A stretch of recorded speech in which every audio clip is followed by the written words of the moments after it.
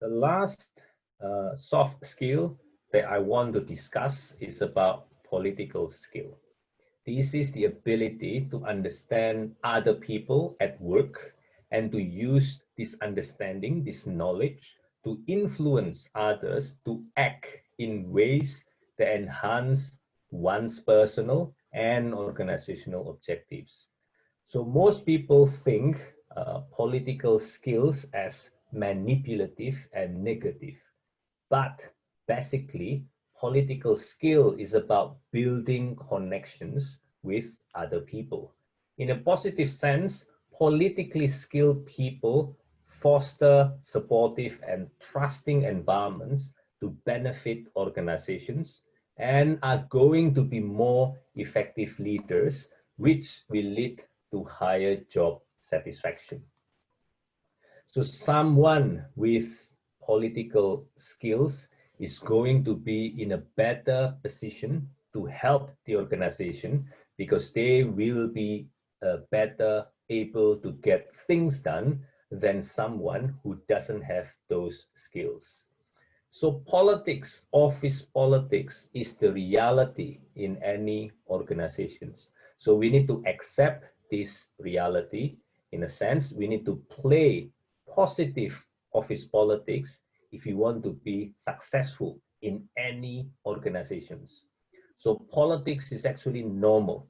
It is important for coalition building, to exercise our power and influence to get things done.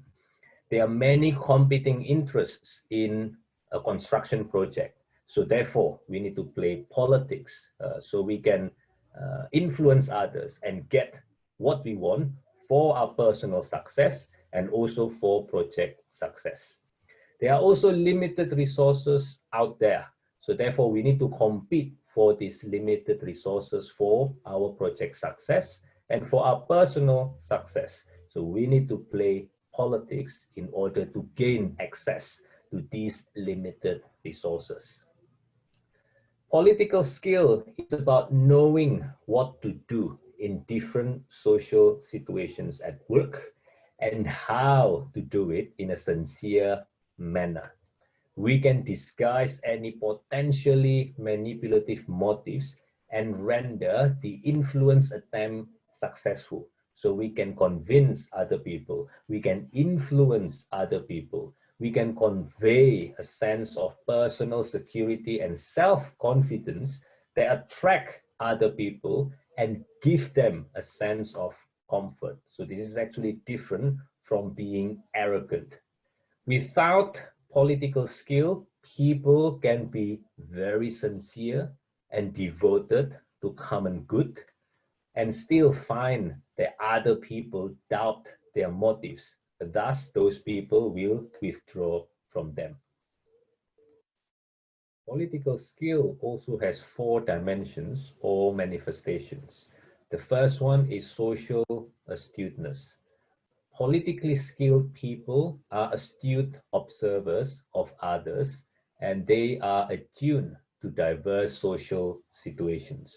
So they understand, again, the perspectives, the behavior of others, and they can understand what's going on in social situations as well. The second dimension is interpersonal influence. This is about being flexible and can adapt behaviors to each situation to extract certain responses from others. The third one, networking ability. The ability to develop and use diverse networks of people and build meaningful business relationships. Networking is never one-sided. If you have this kind of concept, networking is only for me, then you will not advance in your career. Being political means being comfortable with reciprocal professional relationships. I help you, you help me. The last one is apparent sincerity. This means highly or politically skilled people do not appear to be manipulative or coercive. Thus, they can inspire trust and confidence from other people. Just to recap what we have learned concerning soft skills, the first one we have leadership. We need to grow our leadership capability. Remember the leadership ladder from leading by position and leading by respect. And then we need to be aware of our sources of power and use them to be effective leaders.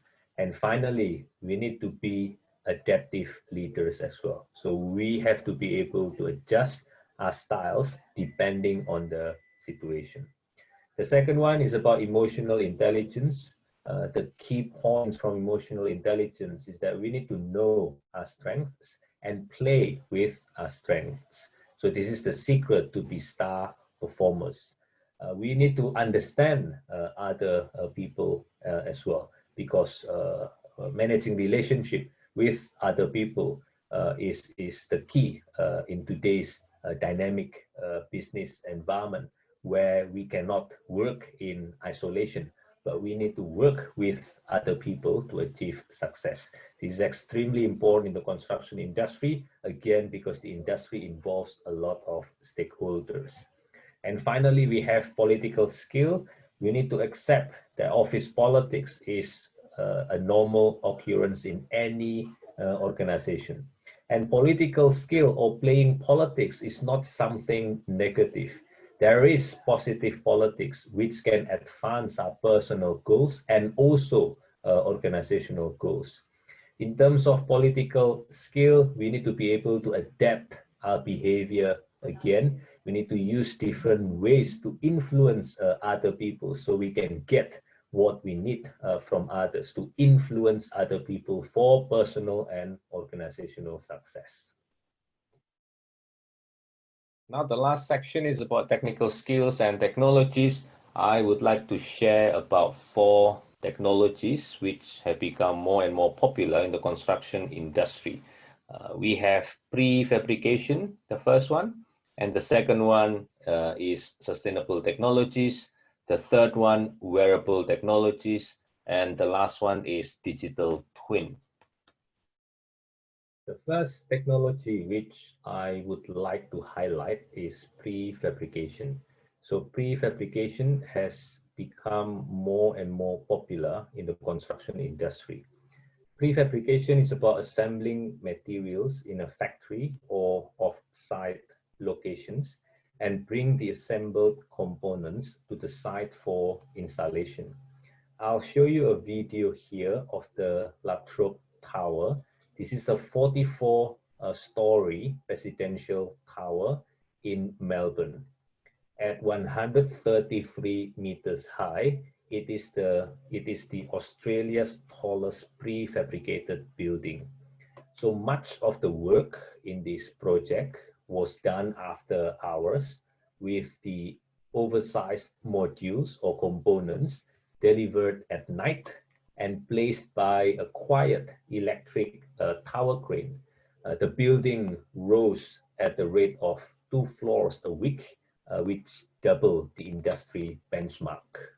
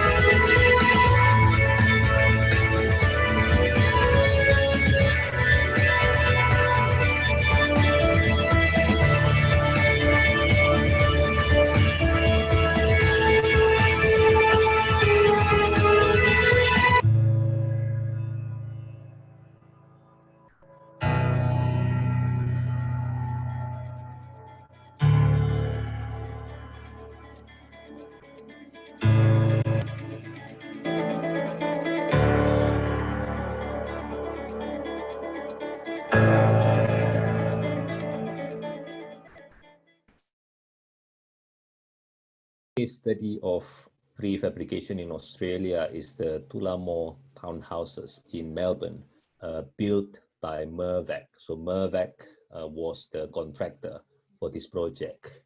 In this project, Mirvac constructed 4 townhouses built using traditional construction methods, and 4 identical houses built using prefabricated wall and floor panels.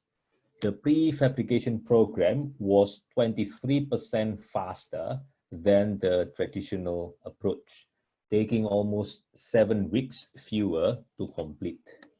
The labor hours also reduced by 11%, with high-risk work, such as working at height, reducing by 42%. So therefore, prefabrication is actually beneficial in terms of better health and safety.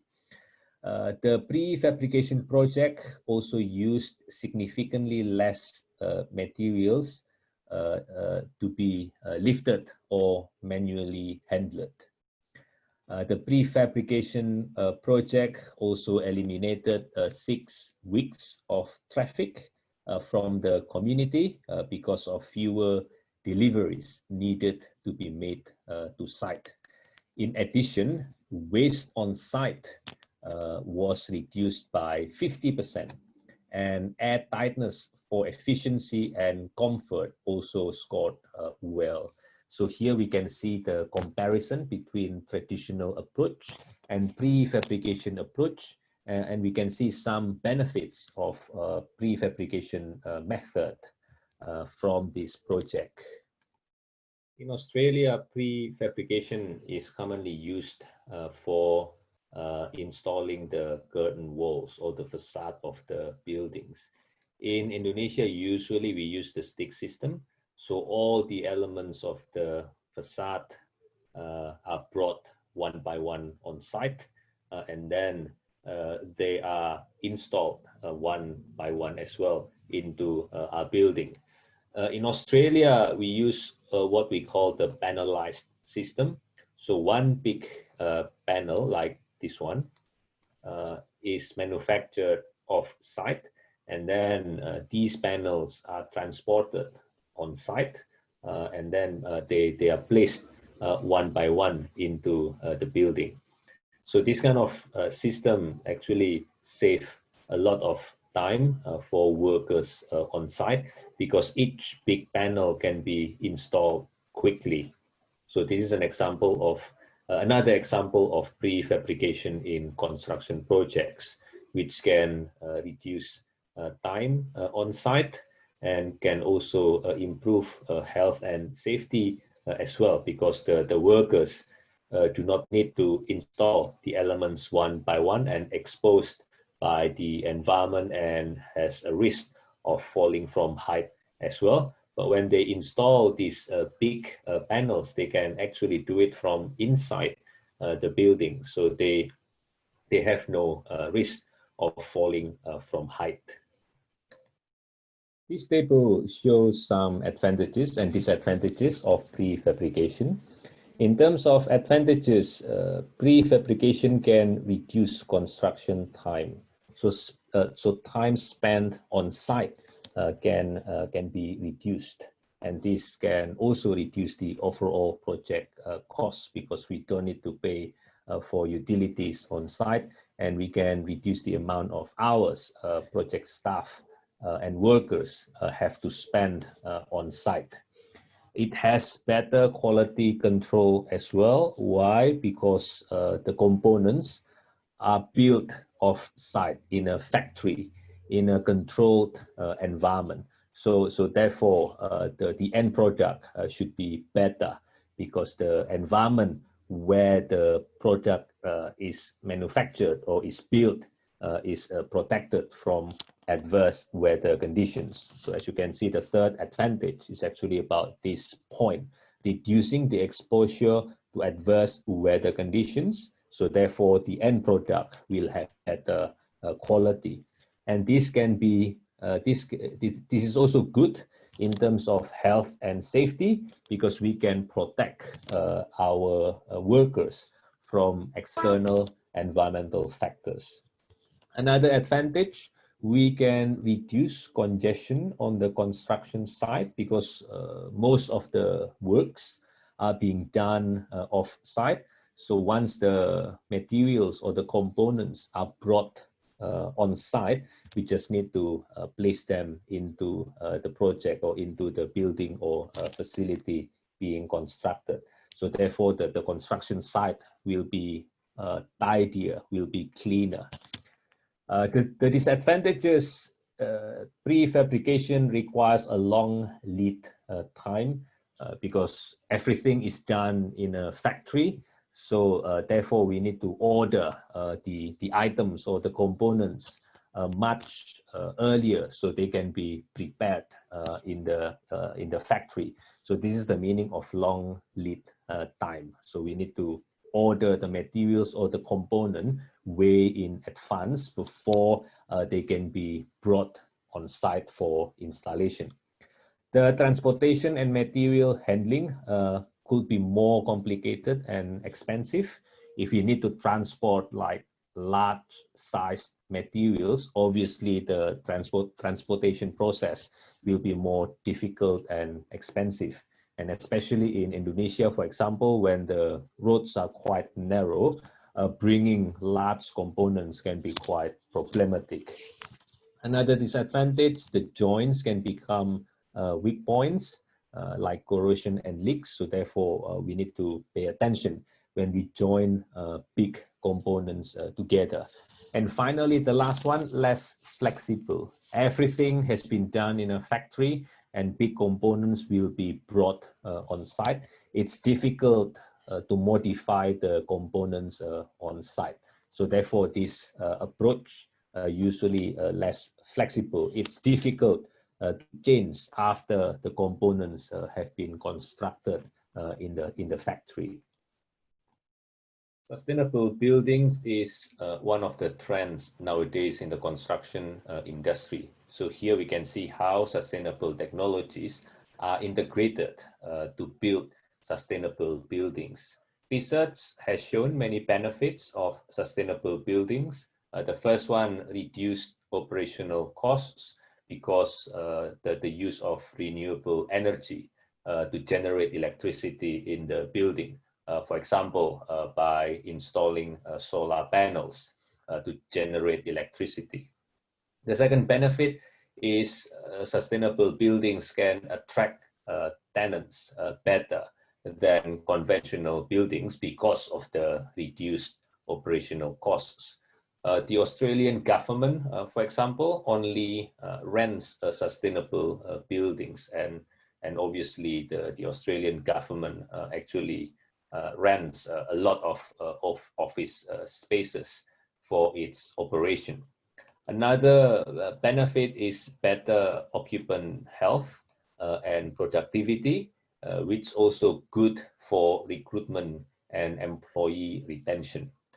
Sustainable buildings also lead to better risk management because these buildings can get subsidies and support from the government. Sustainable buildings are also easier to sell or to lease, and then they have reduced insurance premiums because insurance companies recognize that sustainable buildings are less risky. And finally, sustainable buildings are good for public relations and reputation. So just some case studies to show how sustainable technologies can be integrated into buildings. So this is the Forte apartment in Melbourne. This is the tallest timber apartment building in Australia at that time when it was completed, 10 stories, 32 meters. 11 million construction costs, and you can see the time frame here as well, February to October 2012. And this building was the first 5-star Green Star as built certified residential building in Australia. The unique aspect about forte building is the use of CLT, or cross-laminated timber. This is structural wood material. CLT is a viable alternative to concrete and steel. It is obviously more environmentally friendly as well, because timber is a renewable material. It is prefabricated. We discussed prefabrication earlier.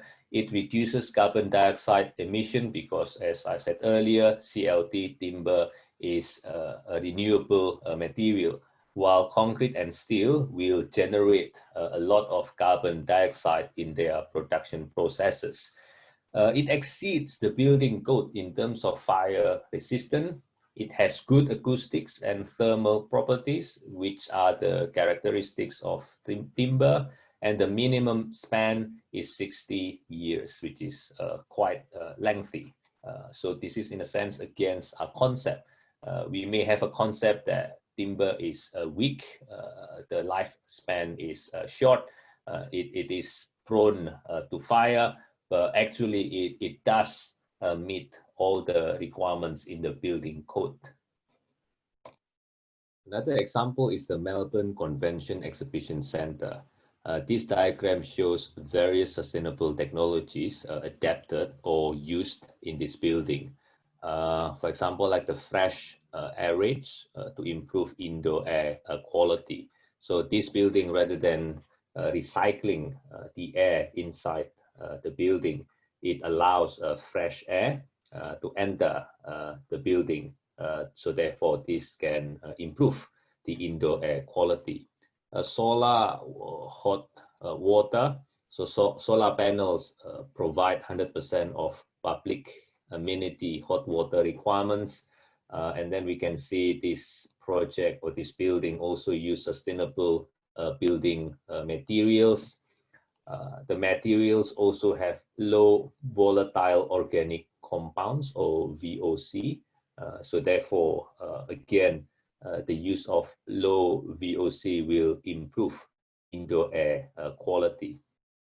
This building also have black water treatment facility. So essentially all the wastewater from the use in the building, rainwater and storm water, are recycled and reused in the building.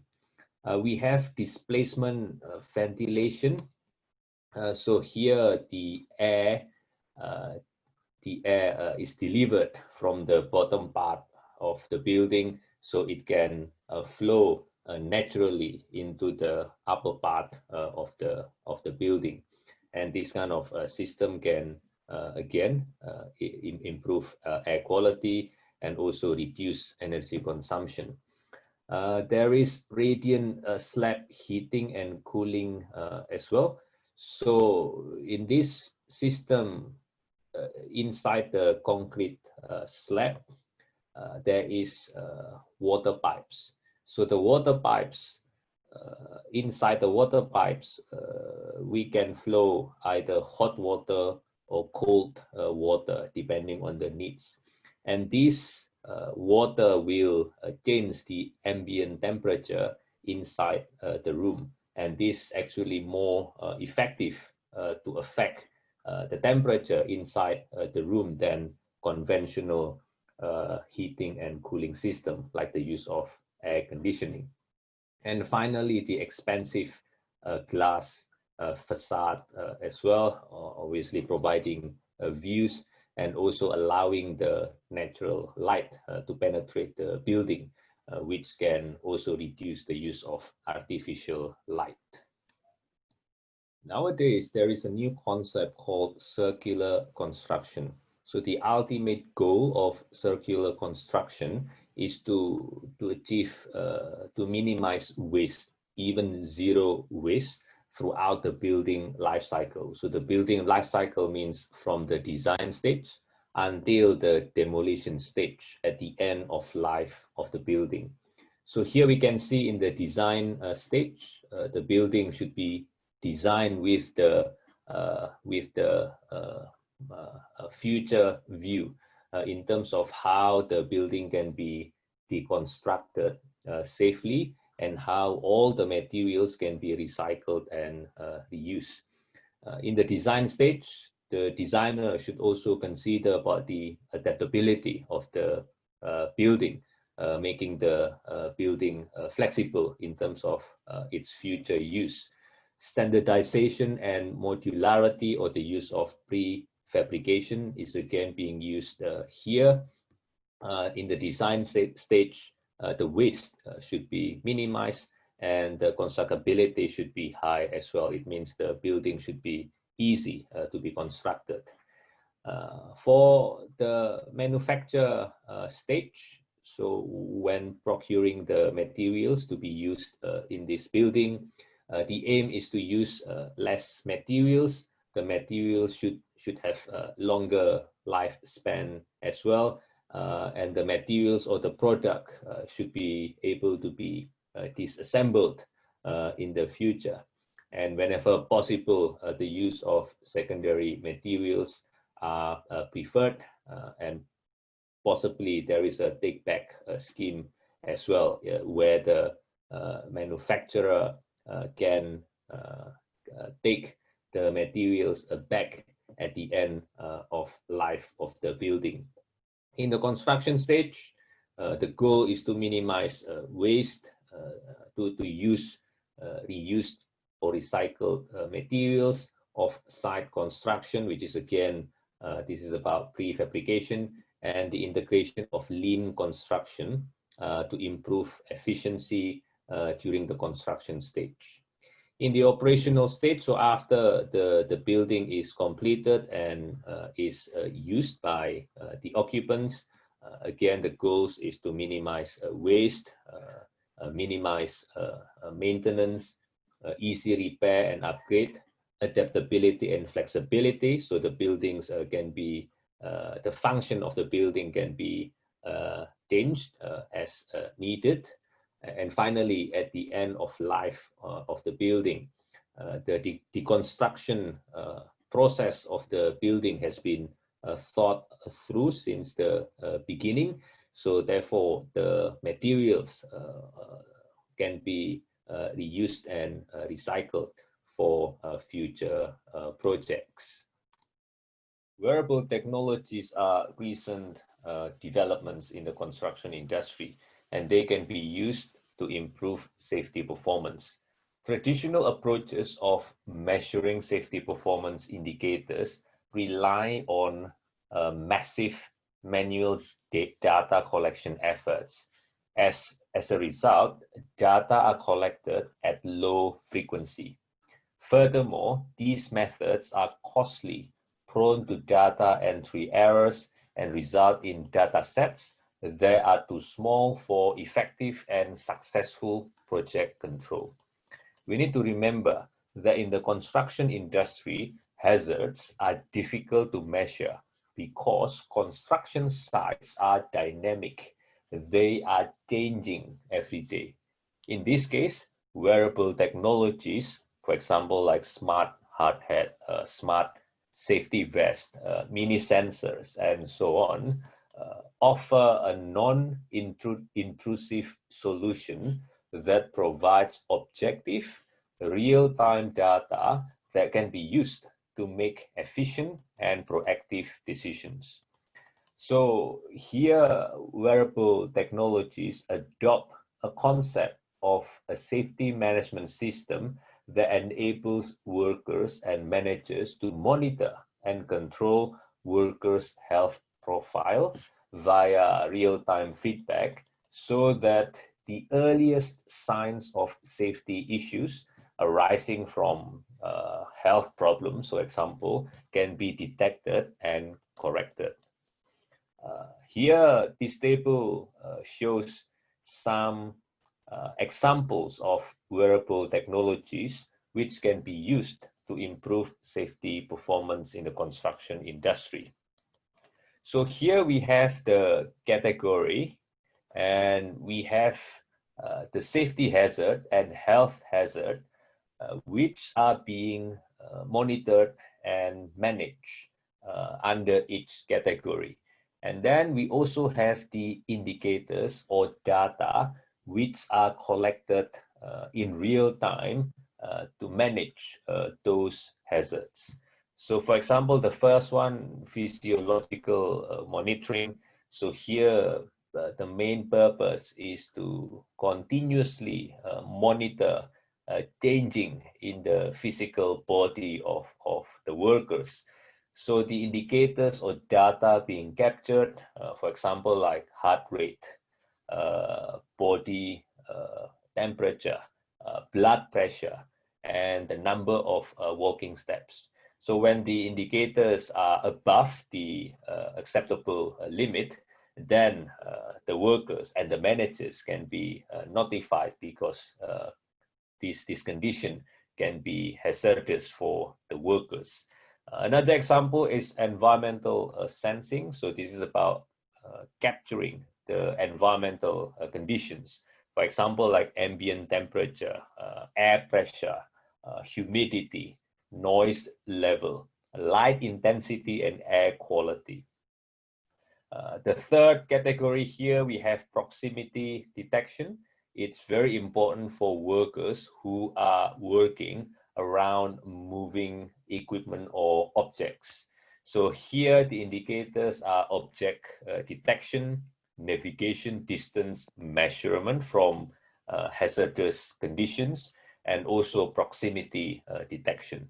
And the last one, location tracking. So managers know where all the workers are located. The managers also can track materials and also vehicle and equipment location throughout the project. So by understanding or by knowing the locations of the workers, in the case of emergency, for instance, the managers can immediately evacuate the site quickly, and they can be ensured as well that all people, all the workers have exited or have evacuated the site safely. So these are examples of wearable technologies that can be used in the construction industry, and in this context to improve safety performance in the construction industry. The last technology I would like to share is called digital twin. Here we can see the definition. It is a digital model of a particular physical element or a process with data connections that enable convergence between the physical and virtual states at an appropriate rate of synchronization. In a sense, this is a digital replica of a living or non-living real-world entity. A complete digital twin consists of physical part, virtual part, connection, data, and service. So let's see the application of digital twin in the construction industry. The first one, controlling equipment remotely.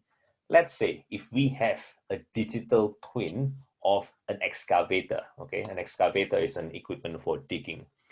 The digital twin and the physical excavator can communicate with each other in real time. So all the changes applied to one are applied to the other. In this case, we can actually command the physical equipment and communicate with the equipment remotely.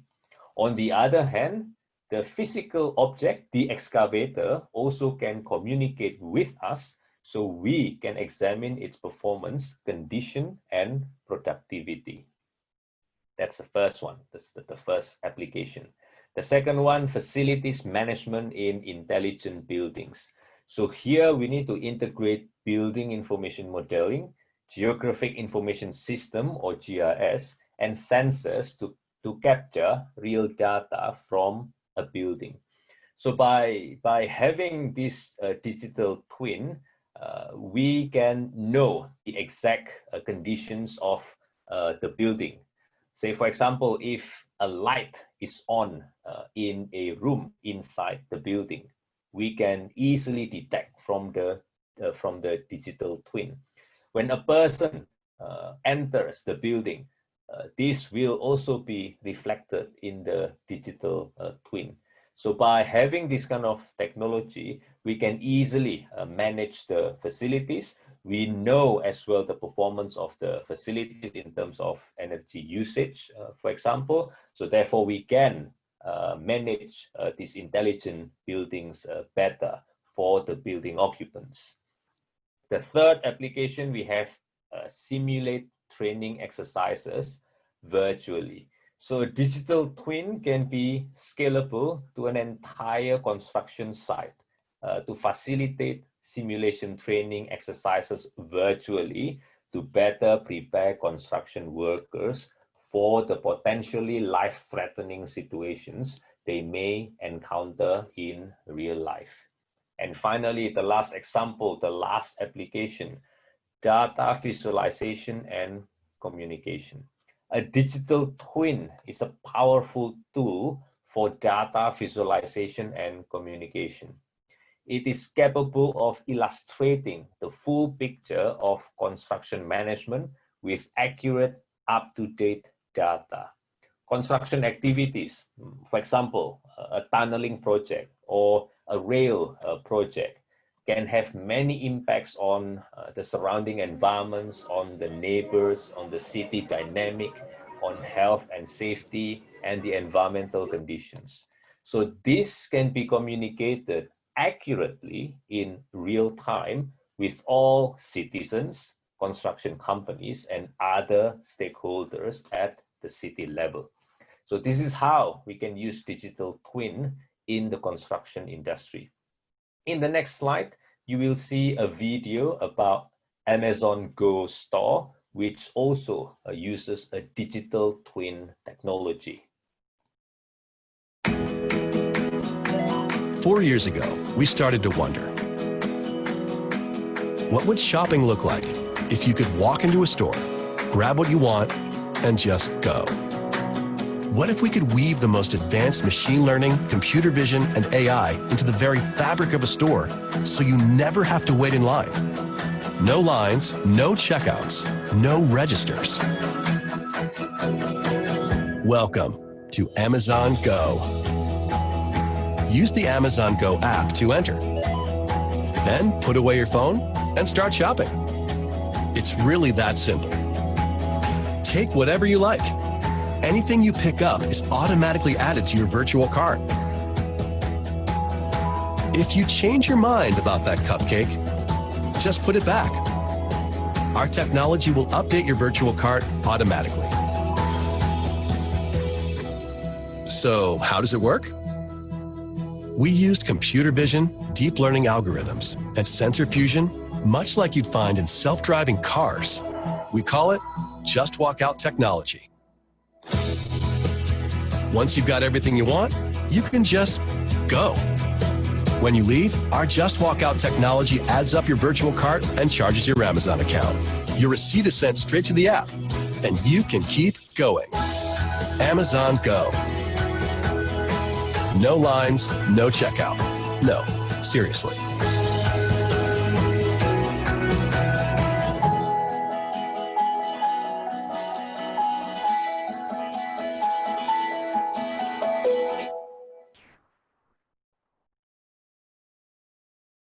A quick recap on the technologies we discussed today.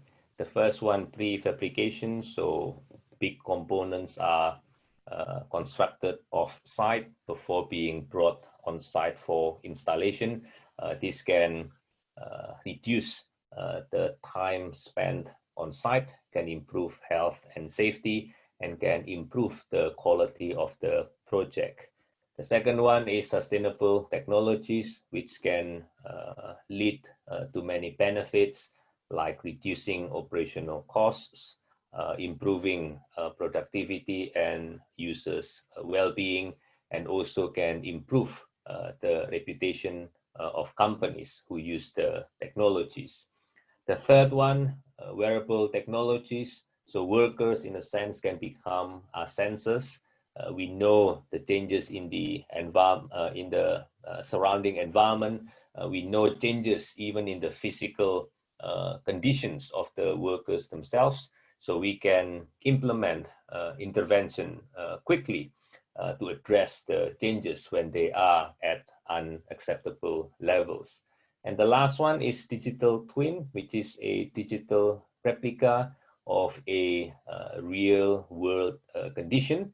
And we can use this digital twin to understand what's going on out there remotely, so we can better performance of our buildings, our project, and also can improve user experience.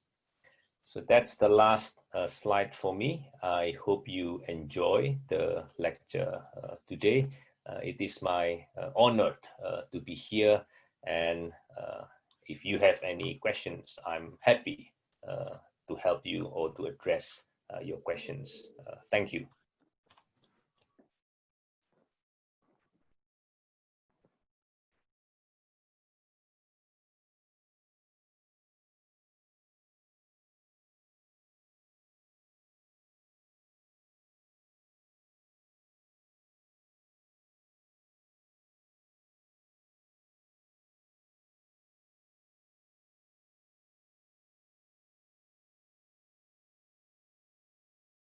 How long will it take for this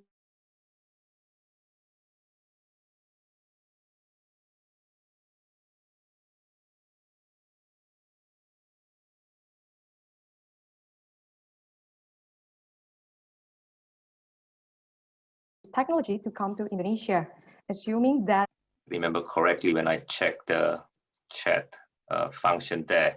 Actually, yes, the technology is actually available already in Indonesia, but it depends on whether people are willing to adopt the technology or not. Because obviously, cost usually is a main consideration. If we consider Australia, the workers' cost is actually very big in a construction project. While, to be honest, the salaries of the workers in Indonesia are relatively low. So for contractors and for the owners themselves, sometimes they are not willing to adopt new technologies because it's cheaper for them to use a lot of workers on site rather than adopting new technologies like prefabrication in this case. And as I said earlier, there is another issue in using prefabrication in Indonesia because usually the road is quite narrow. So sometimes it can be quite challenging to bring big materials on site. I hope that answers the question. And for the second question, we have a question from Dr. Hartanto. The question is, if you use workers, are your sensors, that means by the time they are exposed to danger, it's already too late. Is that really humane? Very good question. And I agree as well. Whenever possible, obviously, we need to eliminate the risks before we do anything on site. But at the same time, sometimes risks are not predictable.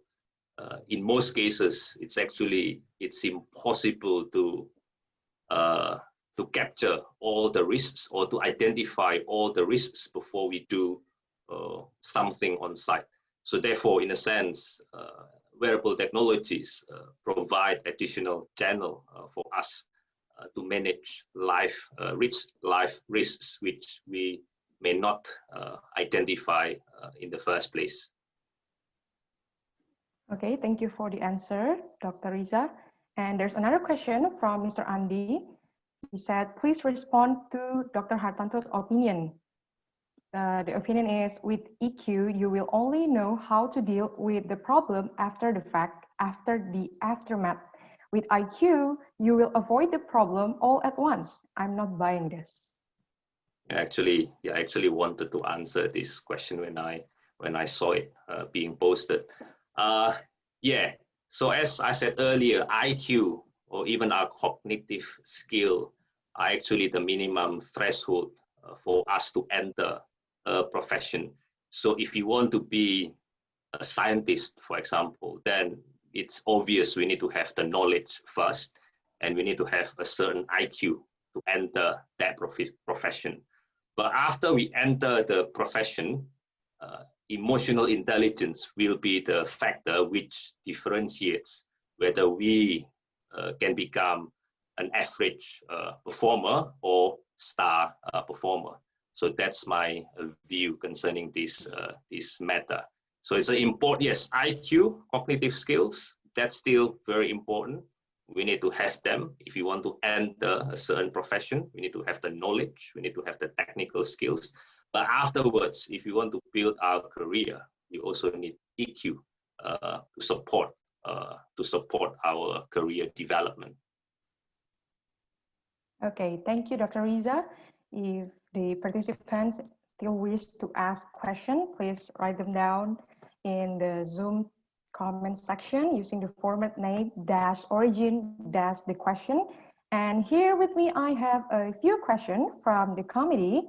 The first one is, based on Dr. Riza's personal experience, what is the key for engineers to be able to adapt with different characters of workers and work cultures in the workplace, especially when facing foreigners? Because working overseas will also require us to understand their codes. In your opinion, what should we prepare, or what kind of attitude should we have to be able to adapt to these differences? Okay, very interesting question. I think, as I said in my lecture, understanding other people, or understanding other cultures are actually very important. Sometimes some people may come to a certain place and they have their own mindset already because of the way they grew up, for example, and it can be difficult for them to change their mindset and to work within the constraint of the new culture. So for me personally, it's very important for us to be receptive concerning the feelings of other people, the behavior of other people, concerning the culture in the workplace, so we can adapt ourselves, implement appropriate behaviors accordingly, so we can get what we want from other people, for example, in a proper manner, because we use the right strategies to extract the desired responses from others. Okay, thank you for the answer. And for the second question from the committee, can a rural house use the prefabricated method? Is the quality and safety of the house in the prefabricated buildings guaranteed? The question again, in rural area, is it? Rural houses. Okay, so you mean in like remote places? Well, yes, of course, we can use prefabrication in a sense anywhere, but the problem is in rural places, usually they're located far away from the factories. So bringing those big components into rural places can be challenging in this case.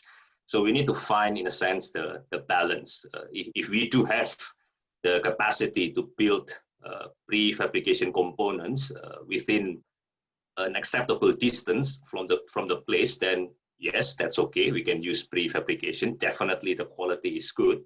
But then if it's far away, we need to import the materials from another country, or even maybe from another island, for example. Then we need to find the balance, whether this is economically feasible or not. Okay, and again, I want to remind the participants who still wish to ask questions, please write them down in the Zoom chat section using the format name-origin-question. And for the question and answer session with questions, if there's anything that you want to ask regarding the lecture from Dr. Riza. And another question from the committee, Dr. Riza. They want to know how far is the difference between Indonesia and Australia construction management, and what can we do to make construction management in Indonesia better? Actually, in terms of the available technologies and then in terms of knowledge itself, the difference is very small. Almost all the technologies are already available in Indonesia, but Indonesia, again, cost is always the main issue. As I said earlier, if we can use people, a lot of workers on site to work, to build the project, then why should we use technology, which in the end, probably it will be more expensive than using workers. So this is still, I guess, the key problem at the moment, why people are still not willing to adopt technologies. I think Hartanto also raised an interesting point as well. Work culture and ethics play important roles. Yes, let's say if I can use a bad example, I mean, unfortunately, in Australia, we tend to minimize the use of or reduce the number of workers on site. And we like to use technology to reduce the cost because of the manpower. In Indonesia, we use a lot of workers, and sometimes health and safety is very bad as well. Because even when somebody dies on site, the impacts on the contractors is actually not significant. Usually the contractor will just simply pay the family of the victim, and then that's it. Problem is closed. So I guess in Indonesia, I understand the government still has other priorities. I think slowly we need to see this, like what Pak Hartanto said concerning ethical consideration in our decision making. So yeah, I think that's my view on this matter. Again, it's come back to cost, and the enforcement from the government is still lacking. So therefore, in a sense, many contractors still can cut corners in order to reduce the costs in their project. Okay, thank you, Dr. Riza. We have another question here from Mr. Fred.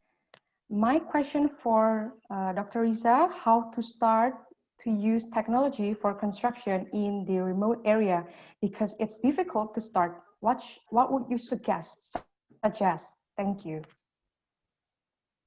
It is, I understand it is challenging. Even in Australia, it is still very difficult to use advanced technology in remote places. I guess my advice: start small. Try new things, try new products, even in terms of sustainable technologies. For example, we can start from something small, maybe installing solar panels, for example.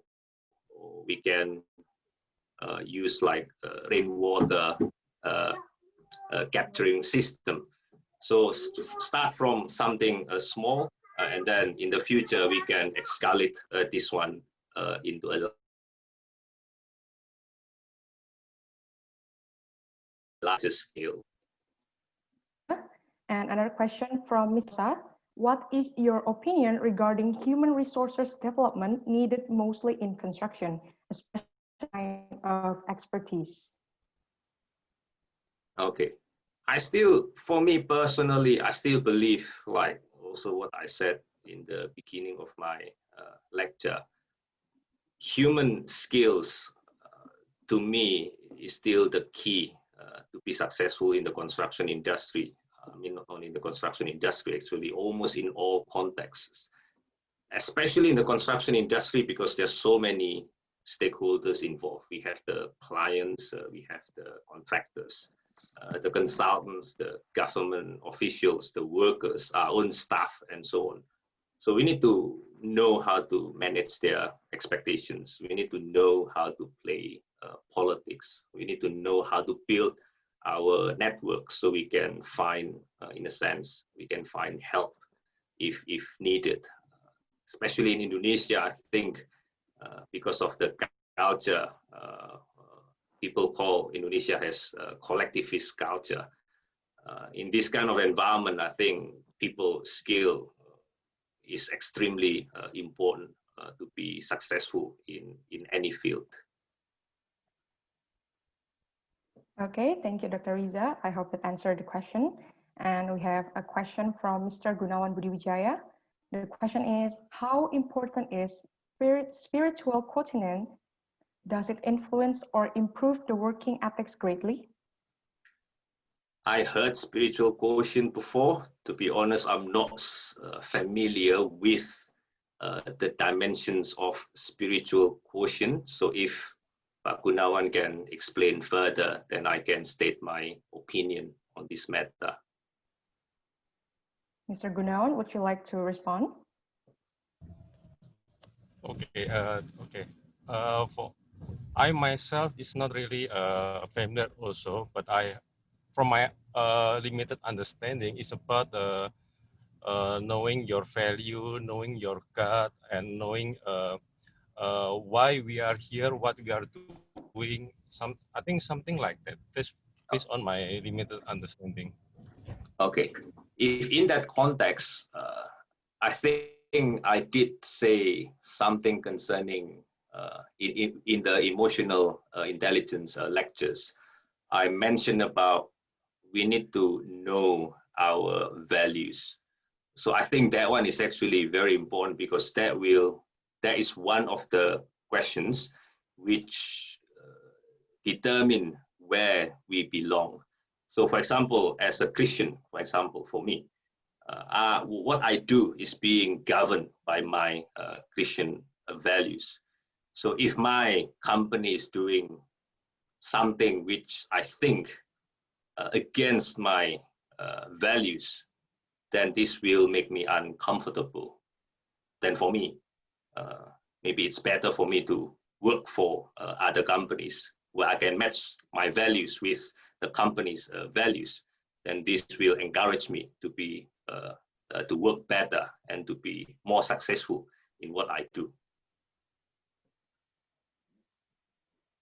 Thank you for the answer, Dr. Riza. And we still have around 3 minutes for the question and answer session. There is another question from Mr. Juan. If there's no other question, this will be our last question for the session. The question is, how do we gain influences from others? Is it possible that we can increase our influences without lowering our images? Because nowadays, people with high influence tend to look superior or even arrogant. Thank you, Dr. Riza, for the time and opportunity in sharing knowledge with us today. No worries. Yeah, thank you for the question. I think I did mention about the sources of power as well.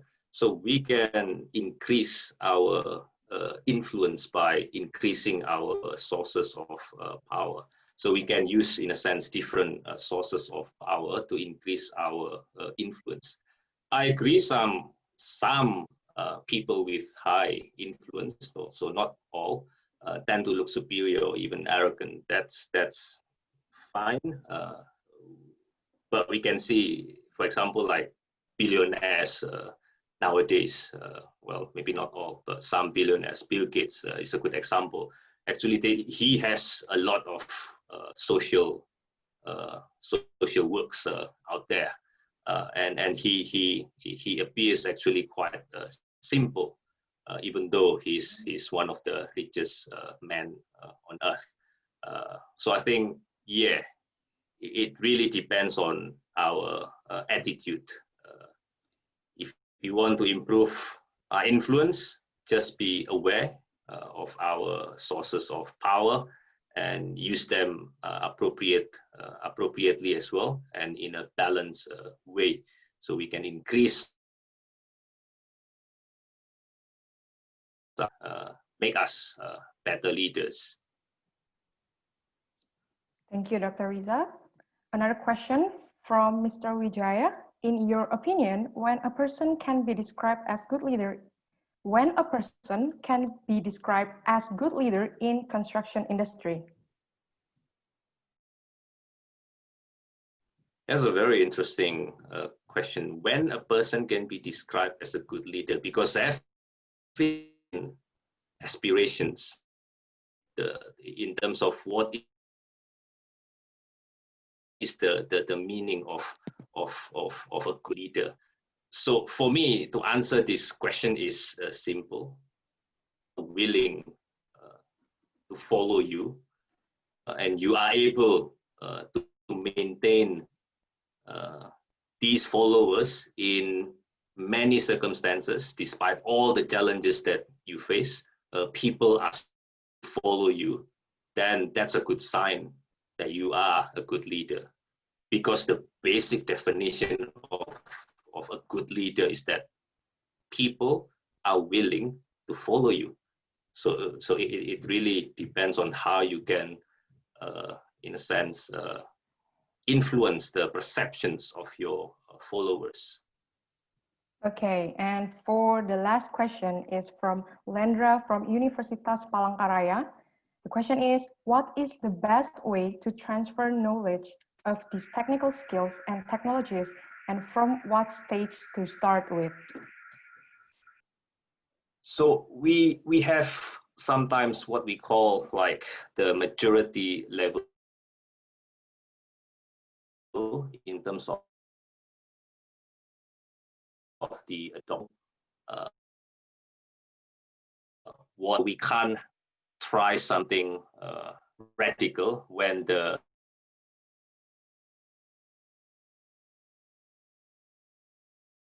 I said earlier, we need to start small, but we need to be motivated to try to use the technology. This is also about influencing the perceptions of other people.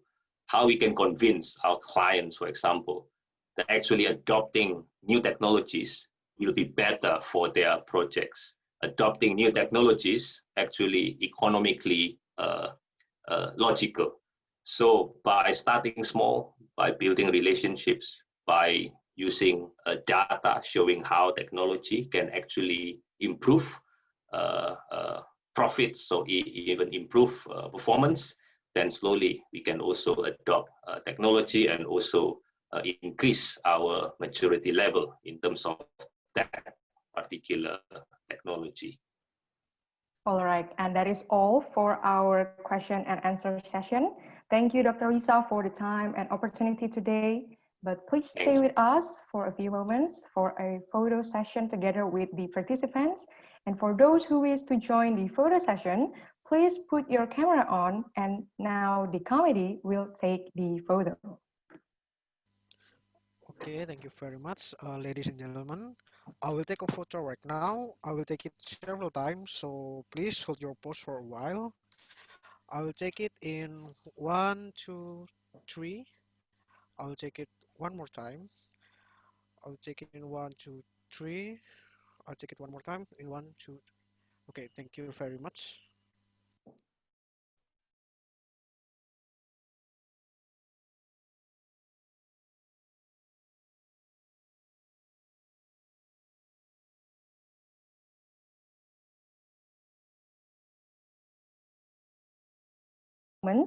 By civil engineering students of Petra Christian University. And after that, we will have a 10 minutes break before we continue with the next lecture. Please enjoy.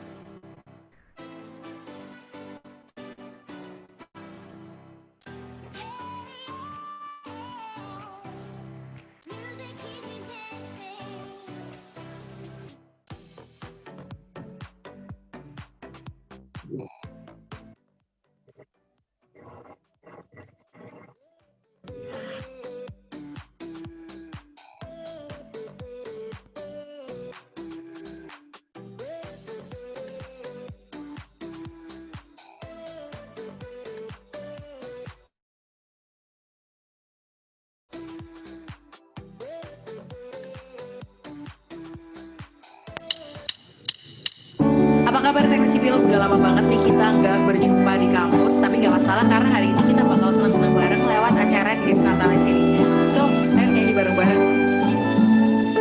Now is for the way you look at me. Oh, it's for the only one I see and feel.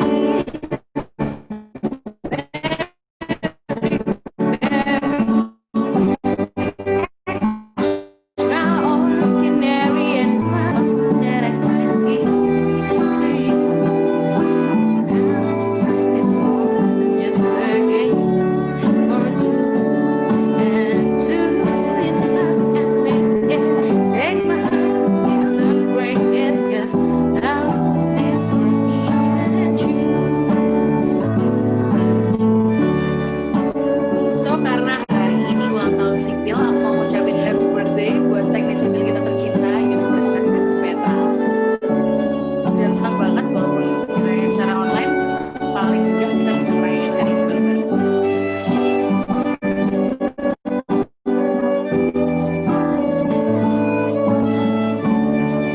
Yuk nyanyi lagi guys. Love is for the way you look at me and oh, is for the only one I see. Three is very, very extraordinary, and E is even more than anyone that you adore, and love is all that I can give to you, and love is more than just a game for two. And two enough can make it. Take my heart, please don't break it. 'Cause love was made for me and you. Oh, love is all that I can give to you. Now I feel love is more than just a game. Two enough can make it. Take my heart, please don't break it. 'Cause love was made for me and you. Love was made for me and you. Love was made for me and you.